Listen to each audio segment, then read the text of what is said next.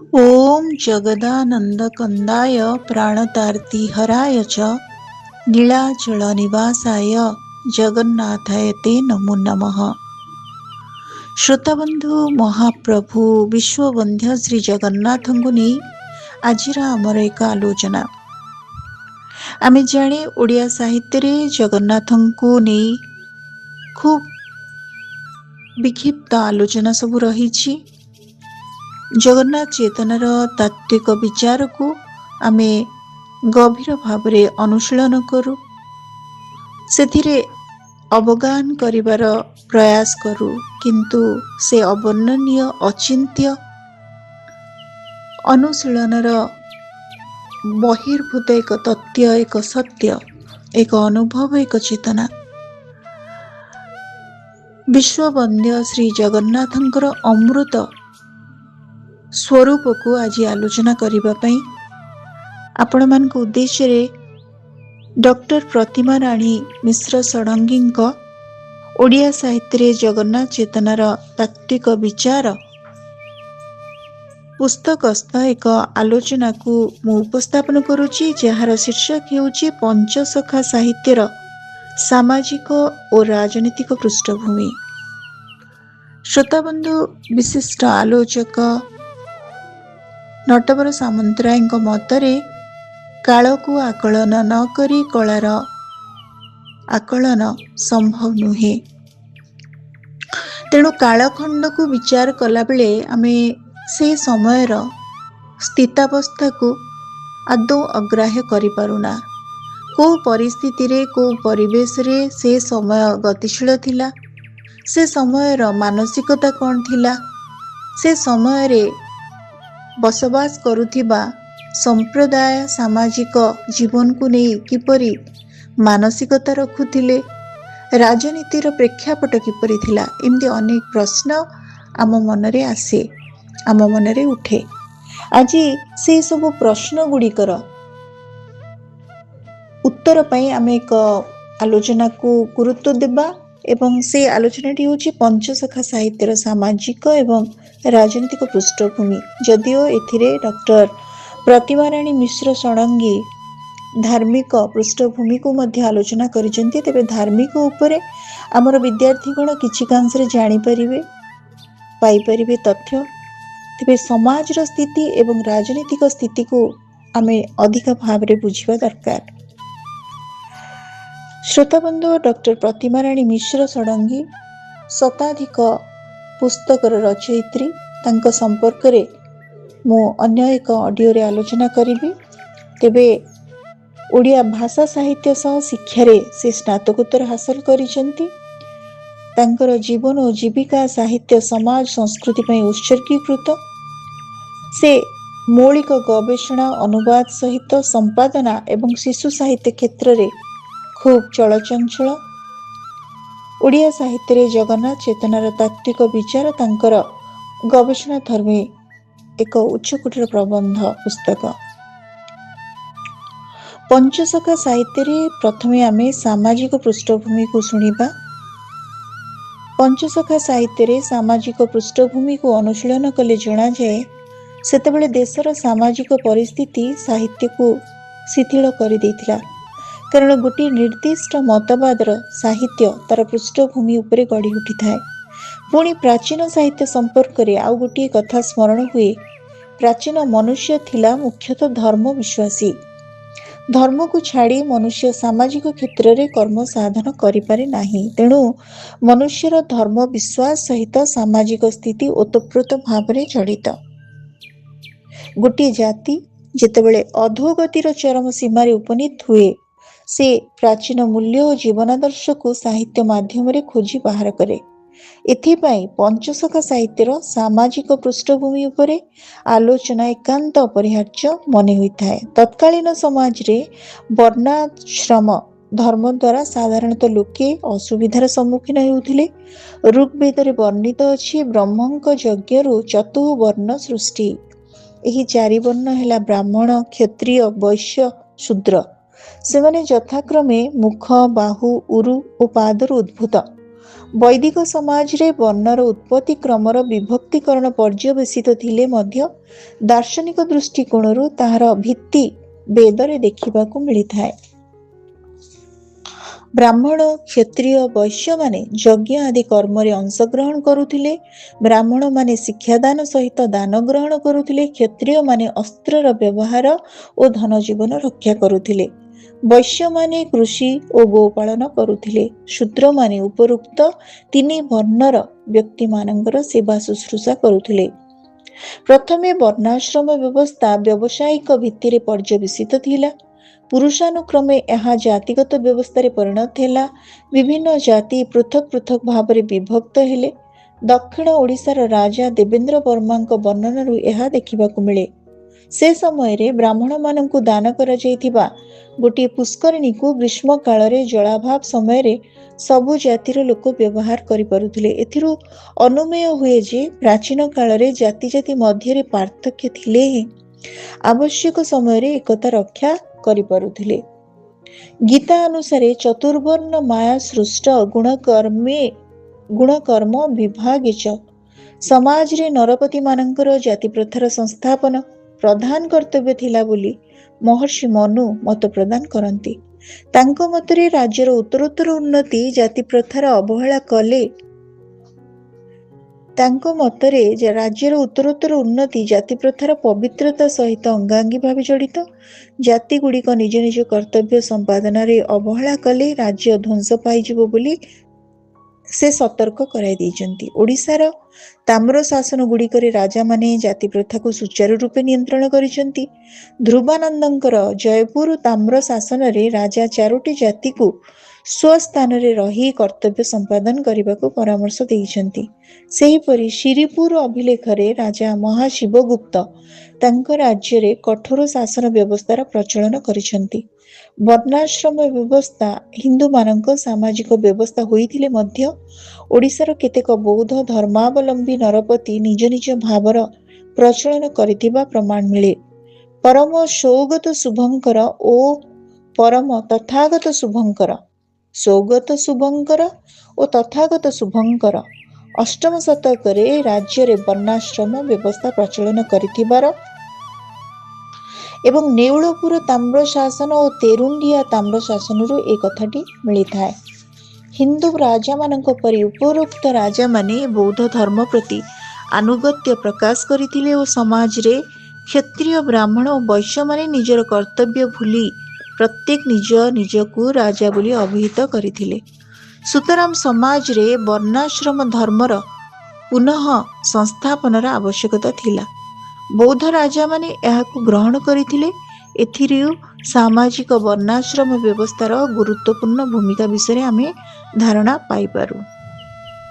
ଓଡ଼ିଶାର ନରପତିମାନେ ଅନ୍ୟ ପ୍ରଦେଶର ନରପତିମାନଙ୍କ ପରି ବେଦର ନିର୍ଦ୍ଦିଷ୍ଟ ପାରମ୍ପରିକ ଶ୍ରେଣୀ ବିଭାଗ ପ୍ରତି ଦୃଷ୍ଟି ଦେଇଥିଲେ। ଏପରିକି ବୌଦ୍ଧ ଧର୍ମ ପ୍ରତି ସେମାନେ ଆନୁଗତ୍ୟ ପ୍ରକାଶ କରିଥିଲେ। ସମାଜରେ ଉନ୍ନତି ଓ ଶାନ୍ତିର ପ୍ରତିଷ୍ଠା ପାଇଁ ବର୍ଣ୍ଣାଶ୍ରମ ବ୍ୟବସ୍ଥାକୁ ଗୁରୁତ୍ୱ ଦେଇଥିଲେ।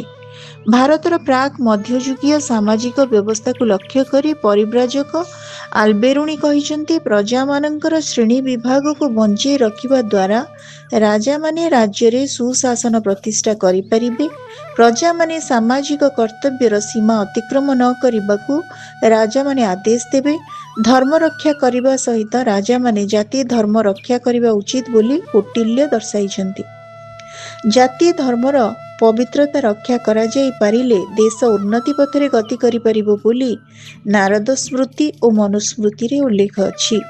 ସେ ସମୟରେ ବ୍ରାହ୍ମଣମାନେ ସମାଜରେ ଏକ ସମ୍ମାନଜନକ ସ୍ଥାନ ଅଧିକାର କରିଥିଲେ। ଧର୍ମଶାସ୍ତ୍ରମାନଙ୍କରେ ସେମାନଙ୍କୁ ଈଶ୍ୱରଙ୍କ ପ୍ରତିନିଧି ଭାବରେ ବର୍ଣ୍ଣନା କରାଯାଇଛି। ଈଶ୍ୱର ଦୃଶ୍ୟମାନ ନୁହନ୍ତି, ମାତ୍ର ବ୍ରାହ୍ମଣ ଦୃଶ୍ୟମାନ। ବ୍ରାହ୍ମଣ ଯାହା ଉଚ୍ଚାରଣ କରନ୍ତି ତାହା ଈଶ୍ୱରଙ୍କ ଅନୁମୋଦନ ଲାଭ କରିଥାଏ। ରାଜା ଓ ପ୍ରଜା ଉଭୟ ବ୍ରାହ୍ମଣମାନଙ୍କର ଭୂମିଦାନ ମାଧ୍ୟମରେ ପୃଷ୍ଠପୋଷକତା ଲାଭ କରିଥାନ୍ତି। ବୈଦିକ ସାହିତ୍ୟରୁ ଜଣାଯାଏ, ଓଡ଼ିଶା ବୈଦିକ ସାହିତ୍ୟର ସୀମା ବାହାରେ ଥିଲା। କଳିଙ୍ଗରେ ପରିଭ୍ରମଣ କରୁଥିବା ବ୍ରାହ୍ମଣମାନଙ୍କୁ ଆନୁଷ୍ଠାନିକ କ୍ରିୟାକଳାପ ଦ୍ୱାରା ବିଶୁଦ୍ଧ ହେବା ପାଇଁ ବୌଦ୍ଧାୟନ ଧର୍ମସୂତ୍ରରେ ନିର୍ଦ୍ଦେଶ ପ୍ରଦାନ କରାଯାଇଛି। ମଧ୍ୟକାଳୀନ ଓଡ଼ିଶାରେ ବାସ କରୁଥିବା ବ୍ରାହ୍ମଣମାନେ କୌଣସି ପବିତ୍ର କାର୍ଯ୍ୟରେ ଭାଗ ନେଇ ପାରୁନଥିଲେ ବୋଲି ମତ୍ସ୍ୟ ପୁରାଣରେ ବର୍ଣ୍ଣିତ ଅଛି। ଯେହେତୁ ଓଡ୍ର, ଆନ୍ଧ୍ର ଓ ଦ୍ରାବିଡ଼ ପ୍ରଭୃତି ଦେଶମାନଙ୍କୁ ମ୍ଳେଚ୍ଛ ଦେଶ ବୋଲି କୁହାଯାଉଥିଲା, ଏଣୁ ବ୍ରାହ୍ମଣମାନଙ୍କୁ ବାହାରୁ ଅଣାଯାଇ ଓଡ଼ିଶାରେ ପ୍ରୋତ୍ସାହିତ କରାଯାଉଥିଲା। କିନ୍ତୁ ଖ୍ରୀଷ୍ଟୀୟ ପଞ୍ଚମ ଶତାବ୍ଦୀର ମଧ୍ୟଭାଗରେ ବୈଦିକ ଧର୍ମ ଓ ସଂସ୍କୃତିରେ ବ୍ରାହ୍ମଣମାନେ ଓଡ଼ିଶାର ବିଭିନ୍ନ ସ୍ଥାନରେ ବାସ କରୁଥିବାର ପ୍ରମାଣ ମିଳେ। ଓଡ଼ିଶାରେ ବୈଦିକ କର୍ମକାଣ୍ଡର ପ୍ରଚଳନ ପାଇଁ ମୁଖ୍ୟତଃ ସେମାନେ ଆସିଥିବେ ବୋଲି ବିଶ୍ୱାସ କରାଯାଇପାରେ। ଏମାନେ ମୁଖ୍ୟତଃ ଯାଜ୍ଞିକ ବା କର୍ମକାଣ୍ଡୀ ଥିଲେ। ଏହି ଶ୍ରେଣୀୟ ବ୍ରାହ୍ମଣ ଉତ୍ତର ଭାରତରେ ଥିବାର ଜଣାଯାଏ। ମାତ୍ର ଉତ୍ତର ଭାରତର ପରିସ୍ଥିତି ଜଟିଳ ଥିବାରୁ ଓଡ଼ିଶାର ଶାନ୍ତ ବାତାବରଣ ଭିତରକୁ ବହୁ ସଂଖ୍ୟାରେ ଆସି ରାଜ ପୃଷ୍ଠପୋଷକତା ଲାଭ କଲେ। ସୋମବଂଶୀ ରାଜା ପ୍ରଥମ ଯଯାତିଙ୍କ ସମୟରେ ଓଡ଼ିଶାକୁ ପ୍ରାୟ 10,000 ବ୍ରାହ୍ମଣ ଆସିଥିବାର କିମ୍ବଦନ୍ତୀରୁ ଜଣାଯାଏ। ବିରଜା କ୍ଷେତ୍ରରେ ଦଶାଶ୍ୱମେଧ ଯଜ୍ଞ କରିବାକୁ ବ୍ରାହ୍ମଣମାନେ ଉତ୍ତର ଭାରତର କନୌଜରୁ ଆସିଥିଲେ। କିନ୍ତୁ ବର୍ତ୍ତମାନର ଓଡ଼ିଶାର କୁଳୀନ ବ୍ରାହ୍ମଣମାନେ କନୌଜରୁ ଆସିଥିଲେ ବୋଲି ନିଜକୁ ଅଭିହିତ କରିଥାନ୍ତି। ଗଙ୍ଗବଂଶର ନରପତି ଅନନ୍ତ ବର୍ମନ ବୈଦିକ ଯଜ୍ଞାନୁଷ୍ଠାନ ପାଇଁ ଅନ୍ୟ ସ୍ଥାନରୁ ବ୍ରାହ୍ମଣମାନଙ୍କୁ ନିମନ୍ତ୍ରଣ କରିଥିଲେ। ମୋଟ ଉପରେ କହିବାକୁ ଗଲେ ଧର୍ମ କାର୍ଯ୍ୟ ସମ୍ପାଦନ ପାଇଁ ରାଜାମାନେ ବ୍ରାହ୍ମଣମାନଙ୍କ ପୃଷ୍ଠପୋଷକତା କରୁଥିଲେ, କାରଣ ବ୍ରାହ୍ମଣ ରାଜା ଓ ତାଙ୍କର ପୃଷ୍ଠପୋଷକମାନେ ଧର୍ମର ସୁଫଳ ଅର୍ଜନ କରିବାରେ ସକ୍ଷମ ଥିଲେ। ଏଠାରେ ଉଲ୍ଲେଖ କରାଯାଇପାରେ ଯେ ସୋମବଂଶୀ ଓ ଗଙ୍ଗବଂଶୀ ରାଜାଙ୍କ ରାଜତ୍ୱ କାଳରେ ସମାଜରେ ବ୍ରାହ୍ମଣ୍ୟ ଧର୍ମର ନବଜାଗରଣ ସୃଷ୍ଟି ହୋଇଥିଲା। ଗଙ୍ଗବଂଶର ତୃତୀୟ ଅନଙ୍ଗ ଭୀମଦେବଙ୍କ ରାଜତ୍ୱ ସମୟରେ ପ୍ରାଚୀନ ଧର୍ମଶାସ୍ତ୍ର ଅନୁଯାୟୀ ଜ୍ୟୋତିର୍ବିଦମାନଙ୍କୁ ରାଜସଭାରେ ନିଯୁକ୍ତି କରାଯାଉଥିଲା। କୌଣସି ବିଶିଷ୍ଟ କାର୍ଯ୍ୟ ସମ୍ପାଦନ କରାଗଲେ ରାଜାମାନେ ସେହି ଜ୍ୟୋତିର୍ବିଦମାନଙ୍କୁ ନେଇ ପ୍ରକୃଷ୍ଟ ସମୟ ନିରୂପଣ ପରାମର୍ଶ ଲୋଡୁଥିଲେ। ସୁତରାଂ ଜ୍ୟୋତିର୍ବିଦମାନେ ରାଜସଭାରେ ବିଶିଷ୍ଟ ସ୍ଥାନ ଲାଭ କରୁଥିଲେ। ବ୍ରାହ୍ମଣମାନଙ୍କ ବ୍ୟତୀତ ଅନ୍ୟମାନଙ୍କ ପକ୍ଷରେ ଜ୍ୟୋତିଷ ଶାସ୍ତ୍ରରେ ପାଣ୍ଡିତ୍ୟ ଲାଭ କରୁଥିଲେ ଓ ଶିକ୍ଷକତାକୁ ନିଜର ବୃତ୍ତି ରୂପେ ଗ୍ରହଣ କରୁଥିଲେ। ବ୍ରାହ୍ମଣମାନେ ରାଜାମାନଙ୍କର ପୁରୋହିତ କାର୍ଯ୍ୟ କରି ମନ୍ତ୍ର ଦୀକ୍ଷା ଦେଉଥିଲେ। ରାଜାମାନଙ୍କ ରାଜକାର୍ଯ୍ୟ ପରିଚାଳନାରେ ବ୍ରାହ୍ମଣମାନଙ୍କ ଭୂମିକା ଯଥେଷ୍ଟ ଥିଲା। ସମାଜରେ ବୈଦିକ ଧର୍ମର ପ୍ରଭାବ ଥିଲାବେଳେ ବ୍ରାହ୍ମଣମାନେ ମନ୍ଦିର ପରିଚାଳନାରେ ମୁଖ୍ୟ ଅଂଶ ଗ୍ରହଣ କରୁଥିଲେ। ସେଥିପାଇଁ ସେମାନଙ୍କ ପ୍ରଭାବ ସମାଜରେ ବିଶେଷ ଭାବରେ ପରିଲକ୍ଷିତ ହେଉଥିଲା। କଥିତ ଅଛି ସମ୍ରାଟ କପିଳେନ୍ଦ୍ର ଦେବ ବ୍ରାହ୍ମଣମାନଙ୍କ ସାହାଯ୍ୟ ନେଇ ଶେଷ ଗଙ୍ଗବଂଶମାନଙ୍କୁ ଅନାୟାସରେ ବିତାଡ଼ିତ କରି ନିଜେ ସୂର୍ଯ୍ୟବଂଶର ଶାସନ ପ୍ରତିଷ୍ଠା କରିବାକୁ ସକ୍ଷମ ହୋଇପାରିଥିଲେ। ମାତ୍ର ଗଙ୍ଗରାଜାମାନେ ପ୍ରଥମ ଥର ପାଇଁ ଜଗନ୍ନାଥଙ୍କ ସାର୍ବଭୌମତ୍ୱ ସ୍ୱୀକାର କରିଥିଲେ। ଏହାଦ୍ୱାରା ଜଗନ୍ନାଥଙ୍କ ପ୍ରତିପତ୍ତି ସହ ବ୍ରାହ୍ମଣମାନଙ୍କ ପ୍ରତିଷ୍ଠା ଲାଭ ହୋଇଥିଲା। ଜଗନ୍ନାଥ ମନ୍ଦିର ଗାତ୍ରରେ ଥିବା ଶିଳାଲିପିରୁ ଜଣାଯାଏ ତତ୍କାଳୀନ ରାଜନୀତିରେ ବ୍ରାହ୍ମଣ ପୁରୋହିତମାନେ ଅଂଶଗ୍ରହଣ କରୁଥିଲେ। ଗଙ୍ଗବଂଶର ବୈଦିକ ଧର୍ମ ଓଡ଼ିଶାରେ ପୂର୍ଣ୍ଣ ଭାବରେ ପ୍ରତିଷ୍ଠିତ ହୋଇଥିବା ହେତୁ ବ୍ରାହ୍ମଣମାନଙ୍କର ସାମାଜିକ ପ୍ରତିଷ୍ଠା ବିଶେଷ ଭାବରେ ବୃଦ୍ଧି ପାଇଥିଲା। ସମାଜରେ ସାଧାରଣ ଲୋକମାନଙ୍କର ଶିକ୍ଷାର ଅଭାବ ଥିବାରୁ ଓ ବ୍ରାହ୍ମଣମାନଙ୍କର ବେଦ ଉପନିଷଦ ପ୍ରଭୃତିରେ ଯଥେଷ୍ଟ ଜ୍ଞାନ ଥିବାରୁ ସେମାନେ ରାଜକୀୟ ଶାସନରେ ବିଭିନ୍ନ ସ୍ଥାନ ଅଧିକାରୀ ହୋଇଥିଲେ। ବ୍ରାହ୍ମଣମାନେ ଯୁଦ୍ଧ ଓ ଶାନ୍ତି ସମୟରେ ପ୍ରଜାମାନଙ୍କୁ ସାହାଯ୍ୟ କରିଥିବାରୁ ଏମାନଙ୍କୁ ବ୍ରହ୍ମ କ୍ଷତ୍ରିୟ ବୋଲି କୁହାଯାଇଛି। ସ୍ମୃତି ଶାସ୍ତ୍ରକାରମାନେ ବ୍ରାହ୍ମଣମାନେ କ୍ଷତ୍ରିୟ କାର୍ଯ୍ୟ କରିବା ପାଇଁ ସୁପାରିଶ କରିଥିବାର ଜଣାଯାଏ। କେତେକ ସ୍ମୃତିକାର ବ୍ରାହ୍ମଣମାନେ ସେମାନଙ୍କ ଦୁଃସମୟରେ ବୈଶ୍ୟମାନଙ୍କର କୃଷି କାର୍ଯ୍ୟରେ ନିୟୋଜିତ ହୋଇ ନିଜର ଭରଣ ପୋଷଣ କରିପାରିବେ ବୋଲି ବର୍ଣ୍ଣନା ରହିଛି। ଏଭଳି ବର୍ଣ୍ଣାଶ୍ରମର ବିଭେଦ ଯୋଗୁଁ ଦେଶର ସାମାଜିକ ପରିସ୍ଥିତି ଦୁର୍ବଳ ହୋଇପଡ଼ିବା ସ୍ୱାଭାବିକ। ସମାଜରେ ଦ୍ୱିତୀୟ ସ୍ଥାନ ଥିଲା କ୍ଷତ୍ରିୟମାନଙ୍କର। ସେମାନେ ସାଧାରଣ ଲୋକଙ୍କର ଶାସକ ଭାବେ କାର୍ଯ୍ୟ କରୁଥିଲେ। ବ୍ରାହ୍ମଣମାନେ ସର୍ବଦା କ୍ଷତ୍ରିୟମାନଙ୍କର ସାହାଯ୍ୟ ଲୋଡୁଥିଲେ। ସେଥିପାଇଁ କ୍ଷତ୍ରିୟମାନଙ୍କୁ ପ୍ରଚୁର ଅର୍ଥ ମଧ୍ୟ ମିଳୁଥିଲା। ସେମାନଙ୍କର ବେଦଶାସ୍ତ୍ର ପ୍ରଭୃତି ପଢ଼ିବାର ଅଧିକାର ଥିଲା। ବଂଶର ପରମ୍ପରା ଅନୁସାରେ କେତେକ ରାଜପଦରେ ଅଭିଷିକ୍ତ ହେଉଥିଲେ। ଉଦାହରଣ ସ୍ୱରୂପ ରାମଚନ୍ଦ୍ର ଥିଲେ ସୂର୍ଯ୍ୟବଂଶ କ୍ଷତ୍ରିୟ ଓ କୌରବମାନେ ଥିଲେ ସୋମବଂଶୀ କ୍ଷତ୍ରିୟ। ସମାଜରେ ଉଚ୍ଚ ବର୍ଗର ଏହି କ୍ଷତ୍ରିୟମାନଙ୍କୁ ରାଜପୁତ କୁହାଯାଉଥିଲା। କେତେକ କ୍ଷତ୍ରିୟ କୃଷି କର୍ମ ଛାଡ଼ି ଅନ୍ୟ କର୍ମରେ ମଧ୍ୟ ନିଯୁକ୍ତ ହେଉଥିଲେ। ଦେଶର ସାଧାରଣ ଜନତାକୁ ଏହି ଜାତି ପ୍ରଥା ଅନ୍ୟାନ୍ୟ ସାମାଜିକ ଅସ୍ଥିରତା ଅତ୍ୟନ୍ତ ଭୀତତ୍ରସ୍ତ କରିଥିଲା। ଏଭଳି ଘଡ଼ିସନ୍ଧି ମୁହୂର୍ତ୍ତରେ ସମାଜରୁ ଜାତିଗତ ବିଭେଦକୁ ପରିହାର କରି ଓଡ଼ିଆ ଜନତାର ମନରେ ଆଶାର ବୀଜ ବପନ କରିବା ପାଇଁ ପଞ୍ଚସଖାଙ୍କ ବିଦ୍ରୋହୀ ଆତ୍ମା ବିଳପି ଉଠିଥିଲା। ଏହି ବିଦ୍ରୋହର ଆଦ୍ୟ ଧ୍ୱନି ପ୍ରଥମେ ସାରଳା ସାହିତ୍ୟରେ ଦେଖିବାକୁ ମିଳିଥିଲା। ଶ୍ରୋତାବନ୍ଧୁ, ଆମେ ଆଜି ପଞ୍ଚସଖା ଯୁଗର ସାମାଜିକ ଏବଂ ରାଜନୈତିକ ସ୍ଥିତାବସ୍ଥା ସମ୍ପର୍କରେ ଆଲୋଚନା କରୁଛେ ଏବଂ ଏହି ଆଲେଖଟି ଆମକୁ ପ୍ରଦାନ କରିଛନ୍ତି ବିଶିଷ୍ଟ ଗବେଷିକା ଡକ୍ଟର ପ୍ରତିମାରାଣୀ ମିଶ୍ର ଷଡ଼ଙ୍ଗୀ। ଆମେ ଯେତେବେଳେ ପଞ୍ଚସଖା ଯୁଗର ପୃଷ୍ଠଭୂମି ସମ୍ପର୍କରେ ଆଲୋଚନା କରୁଛେ ଏବଂ ବିଶେଷ ଭାବରେ ସାମାଜିକ ଅବସ୍ଥାକୁ ଆଲୋଚନା କରୁଛେ, ଦୁଇଟି ବିନ୍ଦୁକୁ ଆମ ବିଦ୍ୟାର୍ଥୀ ମନେ ରଖିବେ। ଗୋଟିଏ ହେଲା ବର୍ଣ୍ଣାଶ୍ରମ, ଯୋଉଥି ଯୋଗୁଁ ଏତେ ସବୁ ସମସ୍ୟା, ବର୍ଣ୍ଣାଶ୍ରମର ଯେଉଁ ବିଭାଜନ ହେଇଛି, ବିଭେଦ ହେଇଛି, ସେ ସମୟରେ ଏଇ ଯେଉଁ ସମାଜରେ ଏହାର ସନ୍ତୁଳନକୁ ସମ୍ପୂର୍ଣ୍ଣ ରୂପେ ସେ ବ୍ୟାହତ କରିଥିଲା।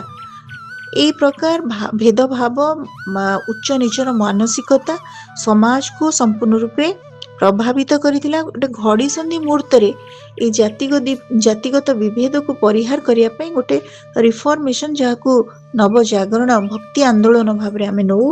ତେଣୁ ସାମାଜିକ ବର୍ଣ୍ଣାଶ୍ରମ ବ୍ୟବସ୍ଥା ଏକ ପ୍ରଥମ ବିନ୍ଦୁ। ଦ୍ୱିତୀୟଟି ହେଉଛି ସାଂସ୍କୃତିକ ପୁନରୁତ୍ଥାନ ବା ପୁନର୍ଜାଗରଣ, ଯେଉଁଥିପାଇଁ ପଞ୍ଚସଖା ଗୋଷ୍ଠୀଙ୍କର ଯେଉଁ ସାମାଜିକ ସଂସ୍କାର ପାଇଁ ସେମାନଙ୍କର ଯେଉଁ ଉଦ୍ୟମ, ସେଇଟାକୁ ଆମେ ମନେ ପକାଉ। ତେବେ ପ୍ରତିମାରାଣୀ ମିଶ୍ର ଷଡ଼ଙ୍ଗୀଙ୍କର ଆଉ ଏକ ଭାଗ ଏଇ ଆଲୋଚନାର, ଯାହାକୁ ଆମେ ଆଲୋଚନା ନ କରି ଛାଡ଼ିଦେବା ଉଚିତ ହେବନି ବୋଲି ମୁଁ ମନେ କରୁଛି, ସେଇଠି ହେଉଛି ପଞ୍ଚସଖା ସାହିତ୍ୟରେ ରାଜନୀତିକ ପୃଷ୍ଠଭୂମି କ'ଣ ହେଇଥିଲା, କେଉଁ ରାଜାମାନେ ଥିଲେ, କେଉଁମାନଙ୍କର ଶାସନ କ୍ରମେ ସମାଜରେ କେଉଁ ପ୍ରକାର ସ୍ଥିତି ଥିଲା, ଏଇଥିରୁ ଆମକୁ ଜଣାପଡ଼ିବ। ତେଣୁ ପଞ୍ଚସଖା ସାହିତ୍ୟରେ ରାଜନୀତିକ ପୃଷ୍ଠଭୂମି। ଅନେକ ସମୟରେ ଦେଶର ରାଜନୈତିକ ଅବସ୍ଥା ସମାଜ ଜୀବନକୁ ବିପନ୍ନ କରିଥାଏ। ଏହାର ସତ୍ୟତା ପଞ୍ଚସଖା ସାହିତ୍ୟର ରାଜନୈତିକ ପୃଷ୍ଠଭୂମିକୁ ବିଶ୍ଳେଷଣ କଲେ ଅନୁଧ୍ୟାନ କରାଯାଏ। ଖ୍ରୀଷ୍ଟୀୟ 16ଶ ଶତାବ୍ଦୀ ପୂର୍ବରୁ ଏ ଦେଶକୁ ମଙ୍ଗୋଲ, ତୁର୍କୀ, ଖିଲିଜି, ତୁଗଲକ ଓ ଆଫଗାନ ମାନେ ବାରମ୍ବାର ଆକ୍ରମଣ କରିଥିଲେ, ଯାହାଫଳରେ ଏ ଦେଶ ତାର ନୈତିକ ମନୋବଳ ହରାଇଥିଲା। ଐତିହାସିକ ପ୍ରମାଣ ଅନୁସାରେ ସୋମବଂଶୀ ରାଜା ତନ୍ମଜୟ 882 ଖ୍ରୀଷ୍ଟୀୟରେ ବଲାଙ୍ଗୀର ଜିଲ୍ଲାର ବିନିକା ଓ ସୋନପୁରରେ ନିଜର ରାଜଧାନୀ ସ୍ଥାପନ କରିଥିଲେ। ତାହା କୋଶଳ ରାଜ୍ୟ ନାମରେ ଅଭିହିତ ଥିଲା। ସେତେବେଳେ ସେ ରାଜ୍ୟ ମଧ୍ୟପ୍ରଦେଶର କଲଚୁରୀ ରାଜବଂଶର ଅଧୀନ ଥିଲା। ସେମାନେ ରତନପୁର ଓ ବିଳାସପୁର ନିକଟବର୍ତ୍ତୀ ମହାକୌଶଳରେ ଶାସନ କରୁଥିଲେ। ଜନ୍ମେଜୟ ନିଜର ପରାକ୍ରମ ବଳରେ ସେହି ରାଜ୍ୟର ଗୋଟିଏ ଅଂଶ ମଧ୍ୟରୁ କୌଶଳ ରାଜ୍ୟକୁ ଅଲଗା କରି ଶାସନ କଲେ। ଏହି ଭାବରେ ମହାକୌଶଳ ରାଜ୍ୟ ଦୁଇ ଭାଗରେ ବିଭକ୍ତ ହୋଇଗଲା। କଲଚୁରୀର ରାଜା ଶଙ୍କରଗଣଙ୍କ ଅଧୀନରେ ଯେଉଁ ଭୂଖଣ୍ଡଟି ରହିଲା, ତାହାକୁ ଡାହାଳ ବା ବେଦୀ ନାମରେ ନାମିତ କରାଗଲା। ସୋମବଂଶୀ ରାଜା ଜନ୍ମେଜୟଙ୍କ ଅଧୀନରେ ଯେଉଁ ଭୂଖଣ୍ଡ ରହିଲା, ତାକୁ କୌଶଳ କୁହାଗଲା। ସୋମବଂଶୀର ଅନ୍ୟ ନାମ ଥିଲା କେଶରୀ ବଂଶ। ଜନ୍ମେଜୟଙ୍କ ପରେ ତାଙ୍କ ପୁତ୍ର ଯଯାତି କେଶରୀ ଓଡ଼ିଶା ଅଧିକାର କଲେ। କୋଶଳ ଓ ଓଡ଼ିଶାର ମଧ୍ୟଭାଗରେ ଭଞ୍ଜ ରାଜ୍ୟ ଅର୍ଥାତ୍ ଆଜିର ବୌଦ୍ଧ ଫୁଲବାଣୀକୁ ନିଜ ସାମ୍ରାଜ୍ୟଭୁକ୍ତ କଲେ। ସେ ଓଡ଼ିଶାରେ ବହୁ ମହତ୍ତ୍ୱପୂର୍ଣ୍ଣ ଧାର୍ମିକ ଅନୁଷ୍ଠାନ କରିବା ସହିତ ପୁରୀର ଜଗନ୍ନାଥ ମନ୍ଦିରକୁ ନୂତନ ଶୈଳୀରେ ନିର୍ମାଣ କରାଇଥିଲେ। ପୂର୍ବରୁ ଏହି ମନ୍ଦିର ରାଷ୍ଟ୍ରକୂଟ ରାଜା ରକ୍ତବାହୁଙ୍କ ଦ୍ୱାରା ଭାଙ୍ଗି ଦିଆଯାଇଥିଲା। ତାପରେ ଯଯାତି ଯାଜପୁରରେ ନିଜର ଦ୍ୱିତୀୟ ରାଜଧାନୀ ସ୍ଥାପନ କରି ସେଠାରେ ଅଶ୍ୱମେଧ ଯଜ୍ଞର ଆୟୋଜନ କରିଥିଲେ। ସେ କୋଶଳ ଓ ଓଡ଼ିଶାକୁ ଏକତ୍ର କରିଥିବାରୁ ତାଙ୍କୁ ଆଧୁନିକ ଓଡ଼ିଶାର ନିର୍ମାତା କୁହାଯାଏ। ମୁଁ ବିଦ୍ୟାର୍ଥୀମାନଙ୍କ ଉଦ୍ଦେଶ୍ୟରେ ମୁଁ ନିଶ୍ଚୟ କହିବି ଯେ ଆଧୁନିକ ଓଡ଼ିଶାର ନିର୍ମାତା ଭାବରେ ଆମେ ଯଯାତି କେଶରୀଙ୍କୁ ମନେ ପକାଇବା। ଯଯାତିଙ୍କ ପରେ ତାଙ୍କ ପୁତ୍ର ଭୀମରଥ 955 ଖ୍ରୀୟରେ ସିଂହାସନ ଆରୋହଣ କଲେ। ସେହି ସମୟରେ ମାଳବର ରାଜା ଭୋଜ ପରମାର ଓଡ଼ିଶା ଉପରେ ଆକ୍ରମଣ କଲେ ଏବଂ ନିଜ ପରାକ୍ରମ ଓ ବୁଦ୍ଧି ବଳରେ ଦ୍ୱିତୀୟ ଯଯାତି ସୋମବଂଶୀ ଶାସନକୁ ସୁଦୃଢ଼ କଲେ। ଏବଂ ଶେଷ ସୋମବଂଶୀ ରାଜା ହେଲେ କର୍ଣ୍ଣଦେବ, ଯିଏକି ଓଡ଼ିଶା ରାଜ୍ୟ କେବଳ ଉପକୂଳବର୍ତ୍ତୀ ଅଞ୍ଚଳରେ ସୀମିତ ଥିଲା। ସେ ତାକୁ ବ୍ୟାପ୍ତି ଦେଲେ। ପରେ ଦକ୍ଷିଣର ଗଙ୍ଗବଂଶୀ ରାଜା ଅନନ୍ତ ବର୍ମା ଚୋଡ଼ଗଙ୍ଗଙ୍କ ଦ୍ୱାରା ପରାସ୍ତ ହେଲେ। ଅନନ୍ତ ବର୍ମା ଚୋଡ଼ଗଙ୍ଗ ଓଡ଼ିଶାର ଦକ୍ଷିଣ ଭାଗର ଗୋଟିଏ କ୍ଷୁଦ୍ର ରାଜ୍ୟରେ ରାଜୁତି କଲେ। ତାଙ୍କର ରାଜଧାନୀ ଥିଲା କଳିଙ୍ଗନଗର। ଅନନ୍ତ ବର୍ମାଙ୍କ ପିତା ଦେବେନ୍ଦ୍ର ବର୍ମା ସୋମବଂଶୀ ରାଜାଙ୍କ ଠାରୁ ଓଡ଼ିଶାର ଦକ୍ଷିଣ ଭାଗ ଛଡ଼ାଇ ନେଇ ନିଜର ଅଧୀନ କରିଥିଲେ। ତେଣୁ ସେ ପ୍ରଥମେ ଦକ୍ଷିଣର ଚୋଳ ରାଜାଙ୍କ ହାତରେ ପରାଜିତ ହେଲେ, କିନ୍ତୁ ତାଙ୍କର ସାହସ ଭାଙ୍ଗି ନଥିଲା। ଚୋଡ଼ଗଙ୍ଗ ଦେବ ରାଜଧାନୀ କଳିଙ୍ଗନଗରକୁ ସ୍ଥାନାନ୍ତରିତ କରିଥିଲେ, କାରଣ କଟକ ଥିଲା ରାଜ୍ୟର ମଧ୍ୟବର୍ତ୍ତୀ ସ୍ଥାନ। ରାଜ୍ୟରେ ସୈନ୍ୟ ସଞ୍ଚାଳନର ସୁବିଧା ଦୃଷ୍ଟିରୁ କଟକ, ଚୌଦ୍ୱାର, ସାରଙ୍ଗଗଡ଼ ଓ ପଟିଆଠାରେ ସେ ଦୁର୍ଗମାନ ସ୍ଥାପନ କରିଥିଲେ। ପୁରୀରେ ଜଗନ୍ନାଥ ମନ୍ଦିର ନିର୍ମାଣ କରି ସେ ବିଶ୍ୱ ପ୍ରସିଦ୍ଧ ହୋଇଥିଲେ ଓ ଭୁବନେଶ୍ୱରର ଲିଙ୍ଗରାଜ ମନ୍ଦିରରେ ଅଖଣ୍ଡ ଦୀପର ବ୍ୟବସ୍ଥା କରିଥିଲେ। ବଙ୍ଗଳାର ମୁସଲମାନଙ୍କ ଆକ୍ରମଣରେ ଓଡ଼ିଶାର ଶାନ୍ତି ସର୍ବଦା ବ୍ୟାହତ ହେଉଥିଲା। ଏହି ସମୟରେ ଲାଙ୍ଗୁଳା ନରସିଂହ ଦେବ, ଯିଏକି 1234 ଖ୍ରୀଷ୍ଟୀୟରେ ବଙ୍ଗଳା ଆକ୍ରମଣ କରିଥିଲେ ଏବଂ ମେଦିନୀପୁରର ରାଜଧାନୀ ଲକ୍ଷ୍ନୌ ଆକ୍ରମଣ କରି ସେ ବଙ୍ଗଳାର ସୁବେଦାରଙ୍କର ଦୁର୍ଗ ଘେରାଉ କରିଥିଲେ।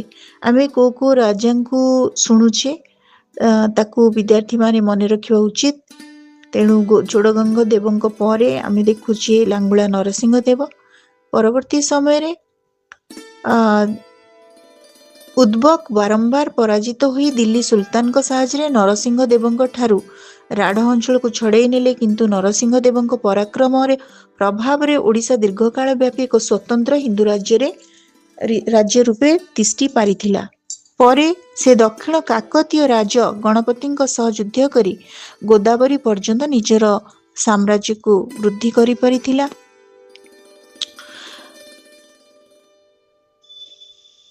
ପରେ ସେ କୋଣାର୍କ ମନ୍ଦିର ନିର୍ମାଣ କରି କଳା ସ୍ଥାପତ୍ୟର ବୈଚିତ୍ର୍ୟ ଯୋଗୁଁ ସମଗ୍ର ବିଶ୍ୱରେ ପ୍ରସିଦ୍ଧି ଲାଭ କରିଥିଲେ। ଇଏ ନରସିଂହ ଦେବଙ୍କ ସମ୍ପର୍କରେ ଆମେ ଶୁଣୁଛେ। 1306ରେ ଦ୍ୱିତୀୟ ଭାନୁଦେବଙ୍କ ରାଜତ୍ୱ ସମୟରେ ଦିଲ୍ଲୀର ସୁଲତାନ ଗିୟାସୁଦ୍ଦିନ ତୋଗଲକଙ୍କ ପୁତ୍ର ଅଲୁଦ ଖାଁ ଓଡ଼ିଶା ଆକ୍ରମଣ କରିଥିଲେ, କିନ୍ତୁ ଦ୍ୱିତୀୟ ଭାନୁଦେବଙ୍କ ବୀରତ୍ୱ ପ୍ରତି ଆକ୍ରମଣ ଯୋଗୁଁ ଅଲୁଦ ଖାଁଙ୍କୁ କୌଣସି ସଫଳତା ମିଳିନଥିଲା। ତୃତୀୟ ଭାନୁଦେବଙ୍କ ରାଜତ୍ୱ କାଳରେ 1311 ଖ୍ରୀଷ୍ଟାବ୍ଦରେ ଫିରୋଜ ଶାହ ତୋଗଲକ ଓଡ଼ିଶା ଆକ୍ରମଣ କରିଥିଲେ। ସେ ଧର୍ମାନ୍ଧ ଥିବାରୁ ଓଡ଼ିଶାର ମନ୍ଦିରଗୁଡ଼ିକୁ ଭଙ୍ଗାରୁଜା କଲେ। ତାଙ୍କ ଦ୍ୱାରା ମୟୂରଭଞ୍ଜର ଖିଚିଙ୍ଗ ମନ୍ଦିର ଭଙ୍ଗାରୁଜା ହେଲା। ପୁରୁଣା କଟକ ସହରର ବହୁ ପ୍ରାଚୀନ ମନ୍ଦିର ଧ୍ୱଂସ ପାଇଥିଲା। ବାରବାଟୀ ଦୁର୍ଗରେ ଥିବା ଜଗନ୍ନାଥ ମନ୍ଦିର ଧ୍ୱଂସ ହୋଇଥିଲା। ପୁରୀର ଜଗନ୍ନାଥ ମନ୍ଦିରକୁ ଧ୍ୱଂସ କରି ନ ପାରି ସାଧାରଣ ଜନତାଙ୍କୁ ସେ ହତ୍ୟା କରିଥିଲେ। ଚତୁର୍ଦ୍ଦଶ ଶତାବ୍ଦୀର ମଧ୍ୟଭାଗରେ ବଙ୍ଗଳାର ସ୍ୱାଧୀନ ସୁଲତାନ ଇଲିୟାସ ଶାହା ପୁନର୍ବାର ଓଡ଼ିଶା ଆକ୍ରମଣ କଲେ। ଦକ୍ଷିଣରୁ ରେଡ୍ଡି ମାନଙ୍କର ମଧ୍ୟ ଆକ୍ରମଣ ଆରମ୍ଭ ହୋଇଗଲା। ତୃତୀୟ ଭାନୁଦେବ ଏ ସମସ୍ତଙ୍କର ସମ୍ମୁଖୀନ ହୋଇଥିଲେ। ମାତ୍ର ଫିରୋଜ ଶାହଙ୍କ ଆକ୍ରମଣ ପରେ ଓଡ଼ିଶା ସେନାଙ୍କ ମନୋବଳ ଭାଙ୍ଗି ଯାଇଥିଲା। ସାଧାରଣ ଜନତା ମଧ୍ୟ ନିରାଶ ହୋଇପଡ଼ିଥିଲେ। 1337 ଖ୍ରୀଷ୍ଟୀୟରେ ବିଜୟନଗରର ସାମ୍ରାଜ୍ୟ ମଧ୍ୟ ସ୍ଥାପିତ ହୋଇସାରିଥିଲା। କୃଷ୍ଣା ଓ ଗୋଦାବରୀ ମଧ୍ୟ ଭୂଭାଗରେ ପ୍ରତାପଶାଳୀ ରେଡ୍ଡି ମାନଙ୍କର ରାଜ୍ୟ ଥିଲା। ସମସ୍ତେ ମିଳିତ ହୋଇ ଓଡ଼ିଶା ଉପରେ ଆକ୍ରମଣ କଲେ। 1414ରେ ଚତୁର୍ଥ ଭାନୁଦେବଙ୍କ ରାଜତ୍ୱ ସମୟରେ ମାଲବାର ସୁଲତାନ ଦୁଷେନ ଶାହା ମଧ୍ୟ ଓଡ଼ିଶା ଆକ୍ରମଣ କରିଥିଲେ। ଚତୁର୍ଥ ଭାନୁଦେବ ବାଧ୍ୟ ହୋଇ ହୁଇସେନ ଶାହାଙ୍କ ସହିତ ସନ୍ଧି କଲେ। ପରେ ଦକ୍ଷିଣର ରେଡ୍ଡି ଓ ବିଜୟନଗର ସେନାଙ୍କ ସହିତ ଯୁଦ୍ଧରେ ଲିପ୍ତ ରହି ରାଜଧାନୀରେ ବହୁ ଦୀର୍ଘ ପର୍ଯ୍ୟନ୍ତ ସେ ଅନୁପସ୍ଥିତ ରହିଥିବାରୁ ତାଙ୍କର ଜଣେ ସେନାପତି ତାଙ୍କ ସିଂହାସନକୁ ଅଧିକାର କରିନେଲେ। ଶ୍ରୋତାବନ୍ଧୁ, ବର୍ତ୍ତମାନ ଆମେ ଶୁଣିବା ସୂର୍ଯ୍ୟବଂଶର ପ୍ରସିଦ୍ଧ ରାଜା କପିଳେନ୍ଦ୍ର ଦେବଙ୍କ କଥା। 1435 ଖ୍ରୀଷ୍ଟାବ୍ଦରେ କପିଳେନ୍ଦ୍ର ଦେବ ରାଜସିଂହାସନ ଆରୋହଣ କଲେ। ତାଙ୍କର ରାଜବଂଶ ସୂର୍ଯ୍ୟବଂଶ ନାମରେ ପ୍ରସିଦ୍ଧି ହେଲା। ସେ ପ୍ରଥମେ ବଙ୍ଗଳାର ନବାବ ଇଲିୟାସ ଶାହଙ୍କ ଉତ୍ତରାଧିକାରୀ ମୁଜଦଫର ମହମ୍ମଦଙ୍କୁ ପରାସ୍ତ କଲେ। ଫଳରେ ତାଙ୍କ ରାଜ୍ୟ ଗଙ୍ଗା ପର୍ଯ୍ୟନ୍ତ ବ୍ୟାପିଗଲା। ଏହାପରେ ସେ ଦାକ୍ଷିଣାତ୍ୟ ଅଭିମୁଖେ ବିଜୟ ଯାତ୍ରା କଲେ। ଦୁର୍ଗ ପରେ ଦୁର୍ଗ, ରାଜ୍ୟ ପରେ ରାଜ୍ୟ ଜୟ କରି କପିଳେନ୍ଦ୍ର ଦେବଙ୍କ ସେନାବାହିନୀ ଆଗକୁ ମାଡ଼ି ଚାଲିଲା। ଅଦ୍ଭୁତ ରଣ ଉନ୍ମାଦନା ସହିତ ସେ ରେଡ୍ଡି ମାନଙ୍କ ରାଜ୍ୟ ଓ ବିଜୟନଗରର ବୃହତ୍ ଅଂଶକୁ ନିଜ ରାଜ୍ୟରେ ମିଶାଇଥିଲେ। ମୋଟ ଉପରେ ସେ ଉତ୍ତର ଗଙ୍ଗା ଠାରୁ ଦକ୍ଷିଣର କାବେରୀ ପର୍ଯ୍ୟନ୍ତ ଏକ ବିଶାଳ ସାମ୍ରାଜ୍ୟର ଅଧିକାରୀ ହେଲେ। ଫଳରେ ବୀରଶ୍ରୀ ଗଜପତି ଗୌଡ଼େଶ୍ୱର, ନବକୋଟି, କଳବର୍ଗେଶ୍ୱର ଉପାଧିରେ ଭୂଷିତ ହୋଇଥିଲେ, ଯାହାକି କପିଳେନ୍ଦ୍ର ଦେବଙ୍କ ବୀରତ୍ୱର ସାକ୍ଷ୍ୟ ବହନ କରେ। କପିଳେନ୍ଦ୍ର ଦେବ ଖାରବେଳଙ୍କ ପରେ ପୁନର୍ବାର ଓଡ଼ିଶାକୁ ଏକ ସମ୍ମାନଜନକ ସ୍ଥାନ ପ୍ରଦାନ କରିଥିଲେ। କପିଳେନ୍ଦ୍ର ଦେବ ତାଙ୍କର ସମକାଳୀନ ରାଜା ସାଲୁଆ ନରସିଂହ ଦେବ, ମଲ୍ଲିକାର୍ଜୁନ ସୁଲତାନ ନାସିରୁଦ୍ଦିନ ଓ ହୁମାୟୁନ ଶାହବାହମନୀଙ୍କୁ ଯୁଦ୍ଧରେ ପରାସ୍ତ କରି ସେ ମାଲବା, ଜୋବାପୁର ଏପରିକି ଦିଲ୍ଲୀ ରାଜଦରବାରରେ ଆଦୃତ ହୋଇଥିଲେ। ତାଙ୍କ ସମୟରେ ଓଡ଼ିଶାର ଜନଜୀବନରେ ନବଜାଗରଣ ପ୍ରତିଷ୍ଠା ହୋଇପାରିଥିଲା। 1470 ଖ୍ରୀଷ୍ଟାବ୍ଦରେ କପିଳେନ୍ଦ୍ର ଦେବଙ୍କ ମୃତ୍ୟୁ ପରେ ତାଙ୍କ ପୁତ୍ର ପୁରୁଷୋତ୍ତମ ଦେବ ସିଂହାସନର ଅଧିକାରୀ ହେଲେ। ପିତାଙ୍କ ସୁଯୋଗ୍ୟ ସନ୍ତାନ ଭାବେ ଖ୍ୟାତି ଲାଭ କରିଥିଲେ। ସେ ଜଣେ ସୁଦକ୍ଷ ଯୋଦ୍ଧା, କୁଶଳୀ ପ୍ରଶାସକ, ସାହିତ୍ୟ ଓ ସଂସ୍କୃତି ପ୍ରେମୀ ନରପତି ଥିଲେ। ମାତ୍ର ତାଙ୍କ ରାଜତ୍ୱର ପ୍ରଥମାର୍ଦ୍ଧରେ ପିତାଙ୍କ ବିଜିତ ଦକ୍ଷିଣାଞ୍ଚଳ ତାଙ୍କୁ ହରାଇବାକୁ ପଡ଼ିଲା। ଅବଶ୍ୟ ରାଜତ୍ୱର ଦ୍ୱିତୀୟାର୍ଦ୍ଧରେ ଓଡ଼ିଶାର ପୂର୍ବ ଗୌରବ ସେ ଫେରାଇ ଆଣିଥିଲେ। ଏହି ସମୟରେ କାଞ୍ଚି ରାଜା ପରାସ୍ତ ହୋଇଥିଲେ। ପୁରୁଷୋତ୍ତମ ଦେବଙ୍କର କାଞ୍ଚି ବିଜୟ ଆଜି ପର୍ଯ୍ୟନ୍ତ ଜନସ୍ମୃତିରେ ଅଲିଭା ରହିଛି। 1497ରେ ପ୍ରତାପରୁଦ୍ର ଦେବ ସିଂହାସନ ଆରୋହଣ କରନ୍ତି। ଆମେ 3 ଜଣ ରାଜାଙ୍କୁ ଗୋଟେ ଧାରାରେ ମନେ ରଖିବା ଏବଂ ପୂର୍ବରୁ ଆମେ ନରସିଂହ ଦେବଙ୍କ କଥା ଶୁଣିଲେ, ତାପରେ କପିଳେନ୍ଦ୍ର ଦେବ ଆସିଲେ। କପିଳେନ୍ଦ୍ର ଦେବଙ୍କ ପରେ ତାଙ୍କ ପୁତ୍ର ପ୍ରତାପରୁଦ୍ର ଦେବ ଏବଂ ପରେ ଆମେ କପିଳେନ୍ଦ୍ର ଦେବଙ୍କ ପୁତ୍ର ପୁରୁଷୋତ୍ତମ ଦେବ ଏବଂ ପରେ ଆସିବେ ପ୍ରତାପରୁଦ୍ର ଦେବ, ଯିଏକି 1497 ଖ୍ରୀଷ୍ଟାବ୍ଦରେ ସିଂହାସନ ଆରୋହଣ କଲେ। କପିଳେନ୍ଦ୍ର ଦେବ ପୁରୁଷୋତ୍ତମ ଦେବଙ୍କ ଗୌରବୋଜ୍ୱଳ ସାମ୍ରାଜ୍ୟକୁ ଅକ୍ଷୁଣ୍ଣ ରଖି ପାରିନାହାନ୍ତି, ଆମେ ଏଇଟା ଜାଣେ। କପିଳେନ୍ଦ୍ର ଦେବଙ୍କ ରାଜତ୍ୱ ସମୟରେ ତାଙ୍କ ବୀରତ୍ୱରେ ଭୟଭୀତ ହୋଇ ଯେଉଁ ସାମନ୍ତ ରାଜା ଓ ସୀମାନ୍ତର ଶାସକମାନେ ନୀରବତା ଅବଲମ୍ବନ କରିଥିଲେ, ସେମାନେ ସମସ୍ତେ ପ୍ରତାପରୁଦ୍ର ଦେବଙ୍କ ସମୟରେ ସକ୍ରିୟ ହୋଇ ଉଠିଲେ। 1509ରେ ପ୍ରତାପରୁଦ୍ର ଦେବ ଦକ୍ଷିଣାଞ୍ଚଳରେ ଯୁଦ୍ଧରତ ଥିବାବେଳେ ବଙ୍ଗର ସୁଲତାନ ଇସମାଇଲ ଗାଜୀ ଓଡ଼ିଶା ଆକ୍ରମଣ କରି ଲୁଣ୍ଠନ ଆରମ୍ଭ କଲେ। ଗୋଲକୁଣ୍ଡାର ସୁଲତାନ ଇସମାଇଲ ଆଦିଲ ଶାହ ଗୋଦାବରୀର ଉତ୍ତର ପଟରେ ଥିବା ଓଡ଼ିଶାର କେତେକ ଅଞ୍ଚଳକୁ ଅଧିକାର କରିଲେ। ଏ ସମ୍ବାଦ ପାଇ ପ୍ରତାପରୁଦ୍ର ଦେବ ଦକ୍ଷିଣାଞ୍ଚଳରୁ ପ୍ରତ୍ୟାବର୍ତ୍ତନ କରି ମୁସଲମାନ ସୈନ୍ୟଙ୍କୁ ହୁଗୁଳି ଜିଲ୍ଲା ପର୍ଯ୍ୟନ୍ତ ବିତାଡ଼ିତ କରିଲେ। ମାତ୍ର ତାଙ୍କର ମନ୍ତ୍ରୀ ଗୋବିନ୍ଦ ବିଦ୍ୟାଧର ବିଶ୍ୱାସଘାତକତା କରି ମୁସଲମାନଙ୍କ ପକ୍ଷଭୁକ୍ତ ହୋଇଥିବାରୁ ସେ ଦୁଃଖରେ ମର୍ମାହତ ହୋଇପଡ଼ିଲେ।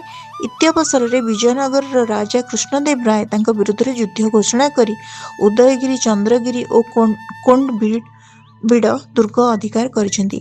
ଏହି ଘଟଣା ସମ୍ପର୍କରେ ଐତିହାସିକ କୃଷ୍ଣଚନ୍ଦ୍ର ପାଣିଗ୍ରାହୀ କହନ୍ତି, କୋଣ୍ଡବିଡ଼ ଦୁର୍ଗରେ ଓଡ଼ିଆ ସୈନ୍ୟମାନଙ୍କ ସ୍ୱଦେଶ ପ୍ରେମ ଓ ଆତ୍ମୋତ୍ସର୍ଗ ପୃଥିବୀ ଇତିହାସରେ ଏକ ବୀରତ୍ୱର କାହାଣୀ ହୋଇ ରହିବ।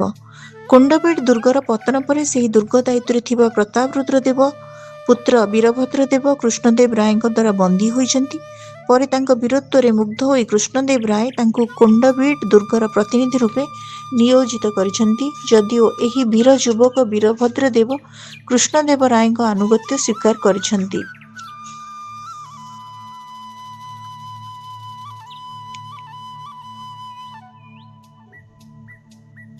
ଶ୍ରୋତାବନ୍ଧୁ, କୃଷ୍ଣଦେବଙ୍କର ଜୀବନର ବିଭିନ୍ନ ଘଟଣା ଅନୁଧ୍ୟାନ କଲେ ଦୃଢ଼ ଧାରଣା ଜନ୍ମେ ଯେ ସେ ଭୀରୁ କିମ୍ବା ପରାଙ୍ଗମୁଖ ନଥିଲେ। ପରିବେଶ ଓ ପରିସ୍ଥିତି ତାଙ୍କର ପ୍ରତିକୂଳାଚରଣ କରିଥିଲା। ତେଣୁ ତାଙ୍କ ଶାସନ କାଳରେ ଓଡ଼ିଶାର ରାଜନୀତି କ୍ଷେତ୍ରରେ ଅନେକ ବିପଦ ଆସିଥିଲା। ସେହି ଦାରୁଣ ଦୁର୍ଦ୍ଦିନରେ 16ଶ ଶତାବ୍ଦୀର ପ୍ରାରମ୍ଭରେ ଶ୍ରୀ ଚୈତନ୍ୟ ଓଡ଼ିଶା ଆସିଥିଲେ। ତାଙ୍କ ସ୍ୱଚକ୍ଷୁରେ ଦେଖିଥିଲେ ସେ ମୁସଲମାନ ଅତ୍ୟାଚାରର ମର୍ମନ୍ତୁଦ କାହାଣୀ। ସେତେବେଳେ ହିନ୍ଦୁ ଜାତିକୁ ରକ୍ଷା କରିବା ପାଇଁ କୌଣସି ଦେବଦେବୀ ସହାୟକ ହୋଇନଥିଲେ। ନାରୀ ପୁରୁଷଙ୍କ ଆର୍ତ୍ତ ଚିତ୍କାରରେ ଚତୁର୍ଦ୍ଦିଗ କମ୍ପି ଉଠୁଥିଲା। ଯେଉଁ ହିନ୍ଦୁ ନାରୀ ସତୀତ୍ୱ ପାଇଁ ଦିନେ ଗୋଟିଏ ରାତି 7 ରାତିରେ ପରିଣତ ହୋଇଥିଲା, ସେ ହିନ୍ଦୁ ନାରୀଙ୍କୁ ମୁସଲମାନ ମାନେ ବାହାରକୁ ଆଣି ସେମାନଙ୍କ ଜୀବନ ବିପନ୍ନ କରୁଥିଲେ। ଶ୍ରୀ ଚୈତନ୍ୟ ଏହି ସବୁ ଅଙ୍ଗେଲିଭା ଅନୁଭୂତିରେ ବିଗଳିତ ହୋଇ ସାଧାରଣ ଜନତାଙ୍କୁ ବିନମ୍ର ଓ ସହିଷ୍ଣୁତାର ସହିତ ଭଗବାନଙ୍କ ସେବା କରିବା ପାଇଁ ଉପଦେଶ ଦେଇଥିଲେ। ପରେ ରାଗାନୁଗା ପ୍ରେମ ଧର୍ମ ପ୍ରଚାର କରି ଗଜପତି ପ୍ରତାପରୁଦ୍ର ଦେବଙ୍କର ପ୍ରିୟଭାଜନ ହୋଇଥିଲେ। ପଞ୍ଚସଖା ଜ୍ଞାନ, ଯୋଗ ଓ ଭକ୍ତି ବଳରେ ଓଡ଼ିଶାକୁ ପୁନର୍ଗଠନ ତଥା ବୈଦିକ ସାଧନାରେ ବ୍ରତୀ ହେବା ପାଇଁ ଆହ୍ୱାନ ଦେଇଥିଲେ, ଯାହା ଫଳରେ ଓଡ଼ିଶାର सामाजिक राजनैतिक आकाश रे नूतन सूर्योदयर परिकल्पना संभवपर हो पारिथिला। श्रोताबंधु, आज आम शुणुले ओडिया साहित्य रे जगन्नाथ चेतनार तात्विक विचार पुस्तकरू एक सुंदर आलोचना। पंचसखा युगीय सामाजिक एवं राजनीतिक पृष्ठभूमि। आलेखर रचयित्री डॉक्टर प्रतिमा राणी मिश्र षडंगी। आज विद्यार्थी मानक मोर अनुरोध से मतामत पठेबे एवं आज ऑडियोटी केमती लगिला आपण मानकर मतामत उद्देश्य रे